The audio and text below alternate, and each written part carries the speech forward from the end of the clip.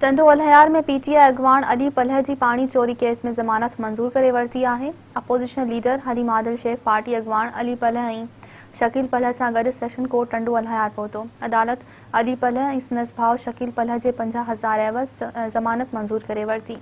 अदालत ॿाहिरां मीडिया सां ॻाल्हाईंदे अपोजिशन लीडर हलीम आदिल शेख चयो त पाणी चोर सिंध हुकूमत अली पलह ते कूड़ी FIR दाख़िल कराई आहे। असल में पाणी चोर सिंध हुकूमत बिलावल भुट्टो ज़रदारी ऐं आसिफ ज़रदारी आहिनि। हलीम आदिल शेख जो वधीक चवणु हुयो त आम माण्हुनि खे जेको पाणी मिलणु खपे उहो नथो मिले। असां सुभाणे 319 माण्हुनि जा नाला मंज़र आम ते आणींदासीं जेके डायरेक्ट पाणी चोरी कनि था। हुन चयो त असांजो मुतालबो आहे त मर्दमशुमारी ॿीहर कराई वञे। असां सिंध जे तक़सीम जे ख़िलाफ़ आहियूं। जेके सिंध जी अलहदगी जो मुतालबो कनि था उन्हनि खे ॿुधायां थो त असां सिंध खे मज़बूत करणु चाहियूं था, वधीक टोड़णु नथा चाहियूं।